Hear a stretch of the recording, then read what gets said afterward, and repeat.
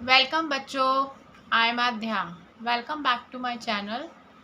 Today we will start rationalize the denominator, which is very important topic. तो आप मेरे साथ टच में रहिए ताकि आपको पता चलता रहे कि rationalize जो टॉपिक है उसको कैसे हमें करना है। तो मैं हेडिंग दे रही हूँ rationalize the denominator।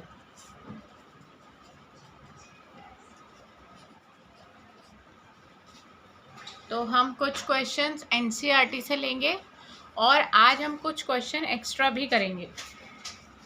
तो question number 5 exercise 1.5 question number 5 का फर्स्ट पार्ट 1/√7। तो हमें इसको रैशनलाइज करना है। ये बहुत ही बेसिक क्वेश्चन है और इस रैशनलाइज द डिनोमिनेटर की जो शुरुआत है वो इस बेसिक क्वेश्चन से ही होती है। अगर ये समझ में नहीं आया तो हम आगे एडवांस क्वेश्चंस नहीं कर पाएंगे। तो आप पहले स्टेप्स देखिए, ध्यान से समझिए। ये जो 1/√7 है, आपको सबसे पहले यहाँ मल्टीप्लाई का साइन लगाना है। उसके बाद आपको चेक करना है कि जो डिनोमिनेटर है वो सिंगल टर्म है या कि मोर देन वन टर्म्स है।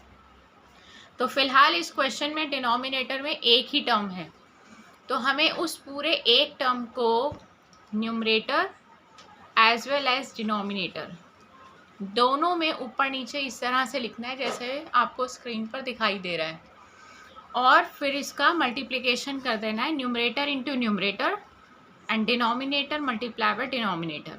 1 को √7 से मल्टीप्लाई करेंगे √7। और लास्ट क्लास में मैंने एक मेंटली मेथड बताया था कि सेम नंबर के रूट को सेम नंबर के रूट से जब हम मल्टीप्लाई करते हैं तो रूट से रूट कट जाता है और अंदर वाला नंबर एक बार आता है। तो ये हमारा फाइनल आंसर आ गया। अब बच्चों आपको पता कैसे चलेगा कि जो टॉपिक था रैशनलाइज द डिनोमिनेटर उसका मीनिंग क्या है और हमें कैसे पता चला कि हम अपने फाइनल आंसर पर पहुंच गए हैं।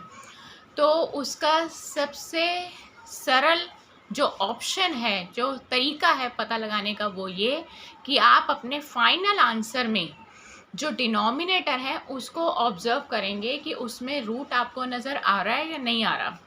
अगर आपको आपके डिनोमिनेटर में रूट नज़र नहीं आ रहा तो this is your final answer और ये रैशनलाइज हो गया है। तो रैशनलाइज द डिनोमिनेटर का मीनिंग ही यही है कि आपको डिनोमिनेटर में से रूट को रिमूव करना है, और रिमूव करने का भी एक प्रॉपर मेथड होता है। ऐसे ही हम डायरेक्टली रिमूव नहीं कर सकते, उसको मैंने रिमूव करने का आपको तरीका स्क्रीन पर दिखा दिया है। तो इसी के साथ ही हमारा फर्स्ट पार्ट कंप्लीट हो गया है। और अब ये तो था सिंगल टर्म का। अगर आपको अभी भी डाउट है तो मैं एक सिंगल टर्म का और ऑप्शन लेकर आपको दिखाती हूँ, लाइक 3/2√5।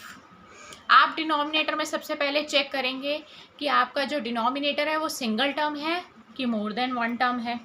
तो अभी फ़िलहाल ये सिंगल टर्म है, तो सिंगल टर्म वाले का मेथड मैंने यही बताया है, मल्टीप्लाई का साइन लगाइए, पूरे नीचे वाले टर्म को यानी कि डिनोमिनेटर को ऊपर नीचे मल्टीप्लाई कर दो, एक बार न्यूमरेटर एक बार denominator, like this. Do you understand what I am saying? So आगे बढ़ते हैं। अगर आपको इतना समझ में आ गया है तो हम आगे बढ़ते हैं। अब हम न्यूमरेटर को न्यूमरेटर से मल्टीप्लाई करेंगे। 3 2 6। ये बात पहले भी डिस्कस हो चुकी है कि बिना रूट का नंबर बिना रूट के नंबर से इजीली मल्टीप्लाई हो जाता है, और √5 साथ में कॉपी कर देंगे, लाइक दिस। अब हम नीचे आते हैं। 2√5 क्या है हमारा इसमें मल्टीप्लिकेशन का फंडा? बिना रूट का नंबर बिना रूट के नंबर से मल्टीप्लाई होगा, लाइक 2 2 4। और बाकी मैंने मेंटली आपको मल्टीप्लिकेशन सिखाया है।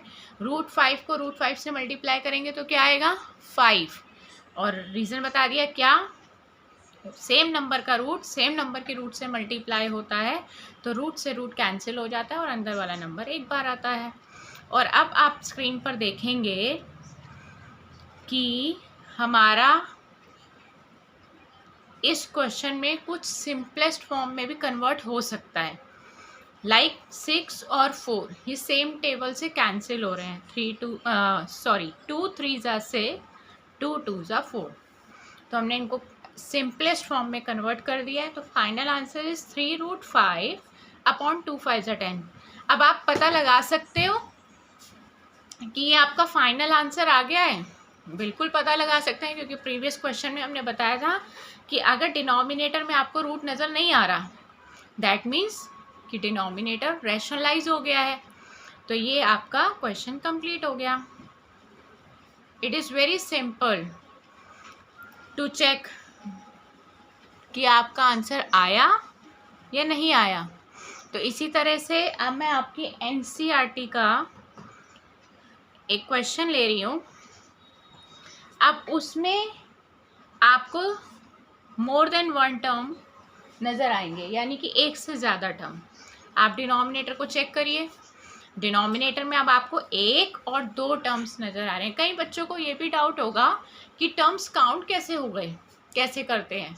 तो जो टर्म्स होते हैं वो प्लस माइनस के साइन से सेपरेट होते हैं। तो ये जैसे माइनस आ गया बीच में, तो ये फर्स्ट टर्म हो गया and this is second one. तो 1 and 2, तो 2 टर्म्स हो गए। तो 2 टर्म्स है तो उसका रूल थोड़ा सा चेंज हो जाएगा। वो क्या होगा, पहले तो यही रहेगा कि बीच में मल्टीप्लाई आना है, ये तो आपने लगाना ही लगाना है। कई बच्चे कुछ सिली मिस्टेक कर देते हैं, जो कि मैंने ऑब्जर्व किया है फिज़िकल क्लासेस में भी, कि कुछ बच्चे मल्टीप्लाई की जगह इक्वल का साइन लगा देते हैं। तो वो इक्वल का साइन अगर आप लगा देते हैं तो स्टार्टिंग में ही टीचर के आगे आपने अपना जो इम्प्रेशन है वो थोड़ा डाउन कर लिया और हाफ मार्क भी डिडक्ट करवा लिए। बाकी पूरा क्वेश्चन ठीक किया, लेकिन स्टार्टिंग ही गलत दे दी। तो बेहतर यही होगा कि आप भी ये सिली मिस्टेक ना करें, ये ब्लंडर मिस्टेक ना करें। आपने इक्वल नहीं यूज़ करना, आपने मल्टीप्लिकेशन को यूज़ करना है। ओके, तो मैंने फिर भी बता दिया जो बच्चे कर देते हैं। तो अब इसका रूल ये है कि आपके ये दोनों के दोनों टर्म जो आपको स्क्रीन पर नज़र आ रहे हैं, ये दोनों टर्म ऊपर जाएंगे और दोनों ही टर्म नीचे भी आएंगे। बट एक चीज़ है जो चेंज हो जाएगी और वो है साइन। अभी आपको बीच में किस चीज़ का साइन नज़र आ रहा है, माइनस का, तो वो चेंज होकर प्लस बन जाएगा। तो ऊपर नीचे हम सब कुछ ले रहे हैं बट साइन चेंज कर रहे हैं। Is that clear? तो यहाँ पे जो मेजर चेंज है वो इसी चीज़ का है कि आपको साइन चेंज करना है। तो 1 को जब आप इन दोनों से मल्टीप्लाई करेंगे तो वो सेम कॉपी हो जाएगा, क्योंकि 1 से मल्टीप्लाई करने पे कोई इफेक्ट नहीं आता। Is that clear? अब नीचे के लिए एक रूल बता रही हूँ, जो कि आपने आँख बंद करके वो आइडेंटिटी नीचे के लिए लगा देनी है। नीचे आपको 2 ब्रैकेट्स नज़र आ रहे हैं। मैंने ब्रैकेट्स बना दिए हैं, आप भी बना सकते हैं। दोनों ब्रैकेट्स का फर्स्ट टर्म सेम है और सेकेंड टर्म भी सेम है, बस बीच का साइन अलग अलग है। तो जब बीच का सिर्फ साइन अलग हो तो प्रीवियस क्लास में भी हमने बताया था कि एक आइडेंटिटी लगती है a minus B a plus B. तो आप इस बात के लिए श्योर रहें कि नीचे यही आइडेंटिटी लगने वाली है रैशनलाइज द डिनोमिनेटर के क्वेश्चन में जब 2 टर्म हो। तो ये आइडेंटिटी लगेगी ही लगेगी। तो आपने सोचना नहीं है कि नीचे क्या आइडेंटिटी लगेगी, यही लगेगी। तो a minus B a plus B की आइडेंटिटी होती है a square minus B square. तो आपके लिए जो इस क्वेश्चन में a है वो है √7 और जो b है वो है √6। तो हमने ये लिख दिया है। और एक और मैंने आपको मेंटल मैथ्स की एक ट्रिक बताई थी कि रूट से स्क्वायर कैंसिल हो जाते हैं। तो आपने डायरेक्ट कैंसिल कर देना, आपने सोचना नहीं है ज़्यादा लंबा कि क्या कैलकुलेशन होगी। मैंने आपको एक ट्रिक बता दी है जो आपका टाइम सेव करेगी। रूट से स्क्वायर कट जाएगा और डायरेक्ट आप 7 लिख देंगे और मैम आपकी स्कूल की इसमें कोई आपसे क्वेश्चन नहीं करेगी ऐसा क्यों हुआ, क्योंकि वो जानती है ये ट्रिक हम अप्लाई कर सकते हैं। रूट से स्क्वायर कट गया तो 6 बच गया। तो अब ये दोनों लाइक टर्म्स हैं नीचे वाले, ये माइनस हो जाएंगे। तो आप ऑब्जर्व करिए कि आपके डिनोमिनेटर में अब फाइनल आंसर में रूट विजिबल है या नहीं है। रूट विजिबल नहीं है, तो this is your final answer. तो हम अपने फाइनल आंसर पे पहुंच गए हैं। तो आई थिंक आपको 2 टर्म वाला भी क्वेश्चन समझ में आ गया होगा बहुत अच्छे से। अगर आप चाहते हैं कि हम एक क्वेश्चन और 2 टर्म वाला लें तो हम वो भी कर सकते हैं।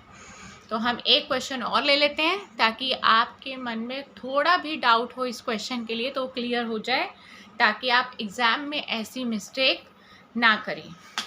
तो अब हम अपना नेक्स्ट क्वेश्चन ले रहे हैं, आपके एनसीईआरटी का ही ले लेते हैं। 1/√7 आप अपनी एनसीईआरटी में चेक करेंगे तो आपको ज़रूर ये क्वेश्चन मिल जाएगा। फर्स्ट ऑफ ऑल आपने डिनोमिनेटर चेक करना है कि कितने टर्म्स हैं, how many terms are there. तो आप चेक करेंगे 1 and 2, देयर आर 2 टर्म्स। तो 2 टर्म्स वाले का रूल क्या है, पहले मैं आपको बता दूं गलती क्या नहीं करनी, इक्वल नहीं लगाना है, मल्टीप्लाई लगाना है। ये गलती आप बिल्कुल मत करिएगा प्लीज़, क्योंकि यहीं से स्टार्टिंग होती है और यहीं से इम्प्रेशन आपका डाउन चला जाता है टीचर के सामने। बेशक आप पूरा क्वेश्चन ठीक कर रहे हैं, लेकिन अगर यहाँ इक्वल लगा देते हैं तो आपके इम्प्रेशन डाउन हो जाते हैं। अब ये दोनों ही टर्म ऊपर नीचे जाएंगे, बट क्या चीज़ चेंज होनी है, हमारा ऑपरेशन चेंज होना है, यानी कि माइनस का प्लस हो जाएगा। Is that clear? I hope कि आप सबको समझ में आ रहा है। ठीक है, 1 को दोनों से मल्टीप्लाई करेंगे तो वही आएगा। और नीचे मैंने आपको कहा था कि आप ने बिल्कुल सोचना नहीं है कि नीचे कौन सी आइडेंटिटी लग रही है। तो मैंने आपको बता दिया था आपने a+b a-b की आइडेंटिटी लगानी है, और वो डेफिनेटली लग रही है। मैं फिर भी आपको एक बार दिखा देती हूँ। 2 ब्रैकेट्स हैं, दोनों का फर्स्ट टर्म सेम है, दोनों का सेकेंड टर्म भी सेम है, बट बीच के साइन डिफरेंट है, तो वहाँ पे a+b a-b की आइडेंटिटी लगेगी। एक इन्फॉर्मेशन और दे दूँ कि कई बच्चों के मन में ये डाउट ना हो कि यहाँ माइनस पहले और प्लस बाद में, तो उससे आइडेंटिटी पे कोई भी इफ़ेक्ट नहीं पड़ता। अगर प्लस पहले होता और माइनस बाद में होता तब भी आइडेंटिटी a² - b² रहती, और अगर माइनस आगे है और प्लस पीछे है तो भी आइडेंटिटी a² - b² ही रहेगी। तो इसका कोई इफ़ेक्ट आइडेंटिटी पे नहीं पड़ता। तो आइडेंटिटी है a², यानी कि a हमारा है √7, तो उसका स्क्वायर कर देंगे, और बीच में माइनस जो कि आइडेंटिटी का है, और b हमारे लिए 2 है। ओके गाइस, बहुत इंपॉर्टेंट टॉपिक चल रहा है, बहुत ध्यान से समझेंगे। √7 + 2 ये कभी भी ऐड नहीं हो पाएंगे। हम प्रीवियस क्लासेस में बता चुके हैं, एक रैशनल नंबर और एक इर्रेशनल नंबर कभी भी ऐड नहीं हो पाते, तो ये एज इट इज़ कॉपी कर दिए जाते हैं। रूट से स्क्वायर कट जाएगा, 7 आएगा, 2 का स्क्वायर 4। अब आप ज़रा चेक करिए कि आपका जो फाइनल आंसर है वो फाइनल आ गया है या नहीं आया। तो उसका चेक करने का तरीका क्या है, डिनोमिनेटर में रूट विजिबल है या नहीं है। आई थिंक विजिबल नहीं है, हम सबको तो यही दिख रहा है कि ये विजिबल नहीं है। That means this is the final answer. तो ये हमारा 2 टर्म वाला भी क्वेश्चन कंप्लीट हो गया है। आई होप कि आपको एक टर्म वाला रैशनलाइज करना आ गया है और 2 टर्म्स वाला भी रैशनलाइज करना आ गया है। तो हम अपनी नेक्स्ट क्लास में आपसे 3 टर्म्स वाला रैशनलाइज का टॉपिक डिस्कस करेंगे, क्लियर करेंगे आपके डाउट्स, और आपको पूरा अच्छे से समझाएंगे वो टॉपिक कि 3 टर्म्स वाला अगर पेपर में आ जाता है तो हम उसको कैसे करेंगे। तो नेक्स्ट क्लास में आप मेरे साथ इसी तरह कनेक्ट रहिए ताकि आपके डाउट्स और कम होते जाएं, डे बाय डे क्लासेस लेते जाएं और डाउट्स कम होते जाएं। और मैं आशा करती हूँ कि आपकी आने वाले एग्ज़ाम्स में आप फुल मार्क्स लें अपने पूरे डाउट्स को क्लियर करते हुए। तो फिर आपसे मुलाकात होगी। गुड बाय बच्चों, हैव अ नाइस डे।